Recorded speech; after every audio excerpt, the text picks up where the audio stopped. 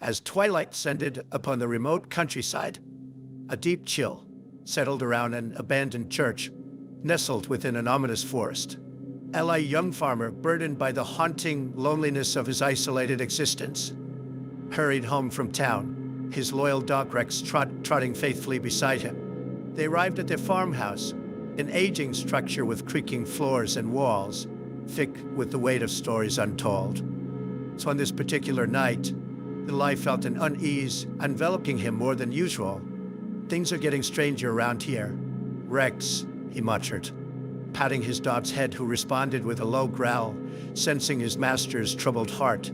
Every night brought new sounds, whispers carried by the wind, shadows flitting past the corners of his vision. Beneath his bravado, Eli feared that these disturbances were far from mere figments of his imagination. Before long, friends Maya and Jordan joined Eli to help him shake off his growing fears. They often gathered to reminisce about childhood adventures, coping with the trauma of their pasts with humor and camaraderie. However, an unexpected visitor soon disrupted their laughter. A scruffy man named Sam appeared at the gate, claiming car trouble. Eli's instincts screened danger as he let Sam into their lives, but his friends insisted on being kind. Little did they know, Sam's arrival marked the beginning of a new threat. That night, while taking Rex out for his evening walk, Eli caught a glimpse of movement in the wood's end, imposing shadow, lurking just out of sight. Rex growled low, his fur prickling, and Eli felt a pulse of fear run through him. He brushed it off as his tired mind played tricks. But when news spread of a local woman going missing, dread coiled around his thoughts tighter than a snake.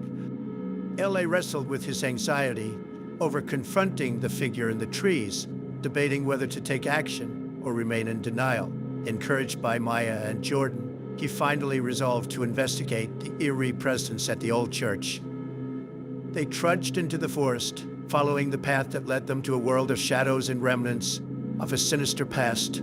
Each symbol they discovered a strange marking, carved into an ancient tree, sent shivers down their spines, revealing patterns of a disturbing ritualistic culture, long forgotten. As they delved deeper into the forest's darkness, their encounters grew increasingly unsettling, whispers echoing around them, flickering lights vanishing when approached, and the overwhelming feeling of being watched. Eli's heart raced, realizing the nightmarish reality that surrounded them.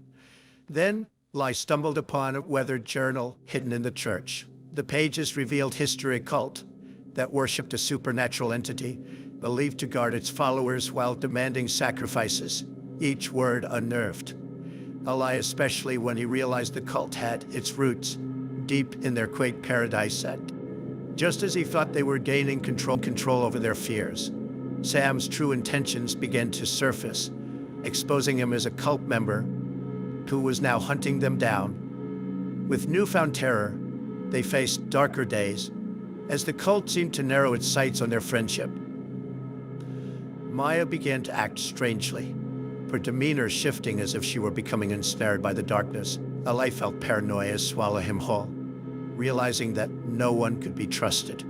The threat grew tangible as Rex went missing. One night, his absence a silent scream of danger went outside their home. Eli stumbled upon a chilling sight of pentagram drawn in the dirt, an emblem of evil's claim on their lives.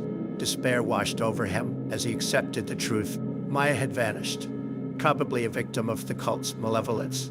Alone, scared and guilt-ridden, Eli locked himself within the crumbling walls of the farmhouse, contemplating a future riddled with loss and despair. The darkness around him echoed his own fears, conjuring memories of those he had already lost. In the still of night, Eli found solace with Rex's absence. Hiding from the shadows that stalked him, he reflected upon his inner demons, the things he feared about himself, and choices that got him there. It was in this transient moment of loneliness that clarity crashed upon him. He needed to rescue Maya. He could not let her fall to the horrors surrounding them. Stepping into the night, steeled by determination, Equid devised a plan to confront the cult, using the knowledge gleaned from the journal. "I'm afraid, but I won't let them take anyone else," He whispered into the wind, his resolve igniting with purpose. With Rex by his side once more, a light infiltrated the church during a cult ritual. The stench of fear was palpable as he faced numerous adversaries, and the dreadful entity the cult revered, the T. Each confrontation forced him to summon courage as he battled through raw terror and desperation. When Sam approached, a light confronted him, the flickering chaos of the ritual, illuminating their struggle.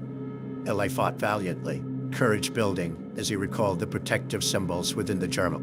Summoning their power, he confronted the supernatural entity, piercing through the fear that had gripped him for too long. The resulting clash shook the very ground beneath their feet, the cult's stronghold weakening with every sacred word Chule invoked.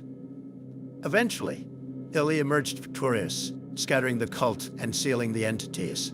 Hold on the forest. As dawn painted the sky with soft hues of light, Eli sat against the old church wall, Rex beside him. The horrors of the night began to fade as echoes of the past slipped into the distance, but still, one flicker of darkness remained in the corner of the door marking, the reality that while he had faced the darkness, it would always linger just out of sight, waiting for its moment to return the terror.